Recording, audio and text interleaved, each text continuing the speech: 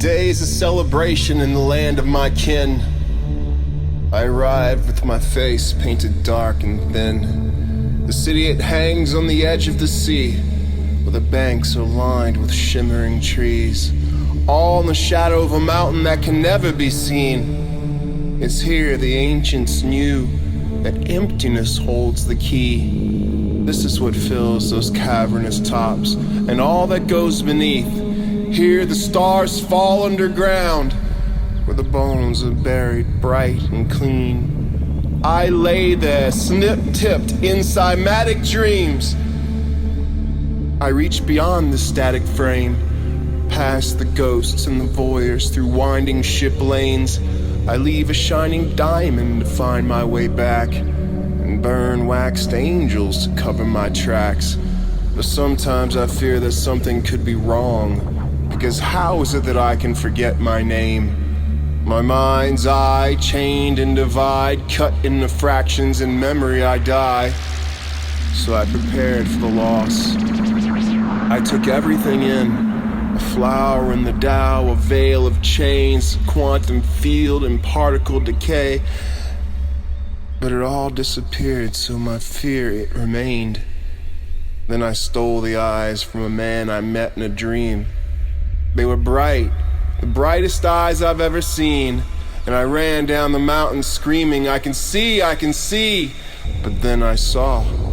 It was the blackest of bird, perched deep inside the hollow of a tree. The siren call of the things to come. First came a halo that darkened the sun, and when it was extinguished, they came one by one. Beasts, blood dogs thick of it, and howled the same. Then came the crashing of the bells.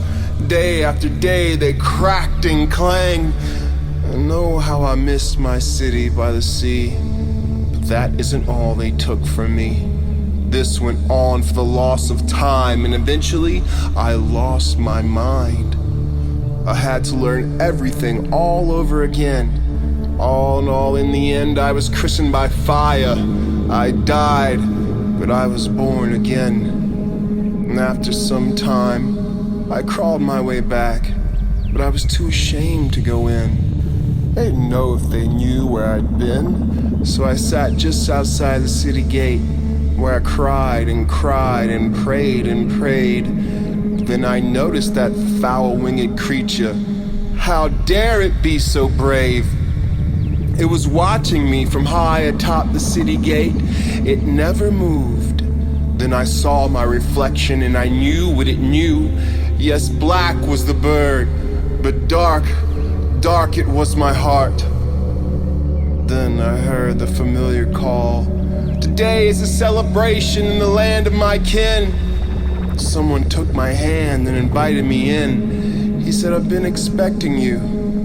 I'm so glad that you came. And with those words, my life was changed. I knew that bird was to blame for all that is good in my life today. I once begged and breathed the darkest thing, one night washed in the shadow of a wing. But I do feel that both times God was watching me through that animal's eyes. And I don't know if it really knew, but it is there that I found my destruction, then my greater truth. You pay your debt when the debt is due, and ask yourself, really, who's to blame, and just who is watching whom?